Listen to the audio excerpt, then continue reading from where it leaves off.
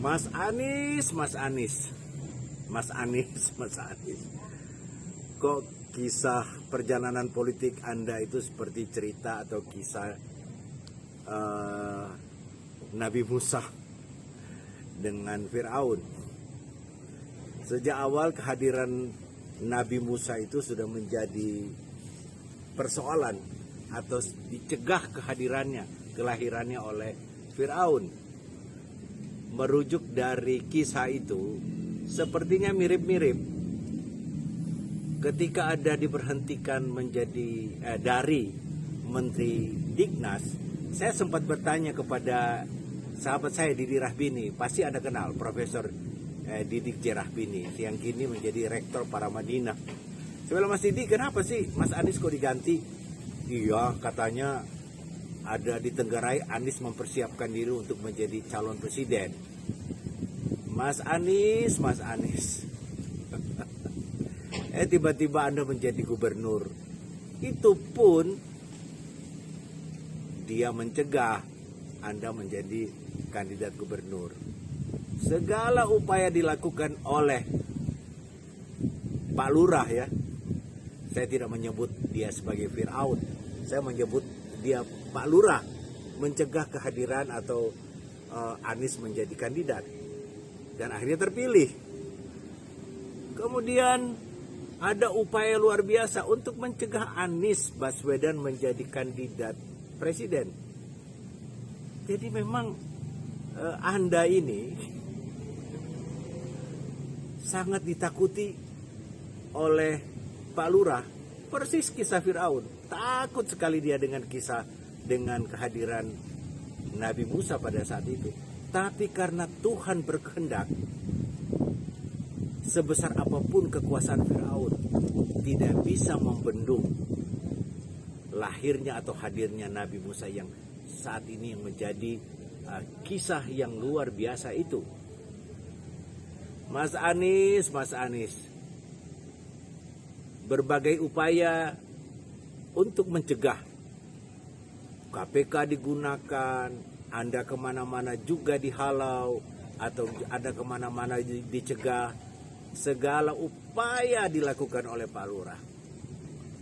Persis kisah Fir'aun dan Nabi Musa. Mas Anies, saya kira mengenai rasa takut Pak Lurah kepada Anies, banyak sekali cerita yang kita bisa temukan di media sosial. Berita ini, berita itu, segala upaya intinya adalah ketakutan atau paranoid seorang lurah hadirnya atau terpilihnya Anies Baswedan. Emang Mas Anies ini apa sih membuat Pak Lurah sampai takut? Saya nggak tahu.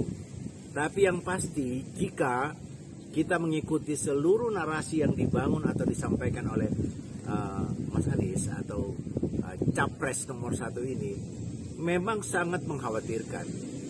Bahkan saya dengar nih, belum lama kemarin saya saya menelpon kawan saya di Surabaya. Dia menyampaikan bahwa, Bang, itu orang-orang Tionghoa yang menjadi pengusaha yang katanya berkomitmen untuk menaruh uang di IKN itu, mereka saat ini katanya diam-diam mendukung Anies Baswedan. Mas Anies, kenapa mereka juga tidak mau gambling uang mereka begitu besar hanya untuk ambisi Pak Lurah? Jadi saya kira alam memang memihak kepada Mas Anies. Tidak ada yang bisa mencegahnya jika Tuhan sudah berkehendak. Siapapun dia,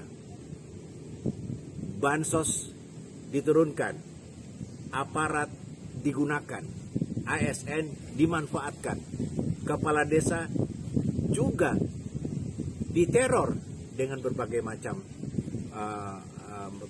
macam cara. Tapi kalau Tuhan sudah berkehendak lain, maka kisah Nabi Musa dan Fir'aun akan terulang kembali pada 2024 nanti ini pada saat Pilpres 14 Februari mendatang. Salam akal sehat.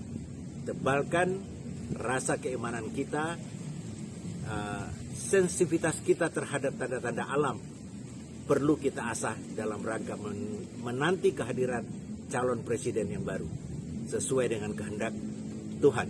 Salam.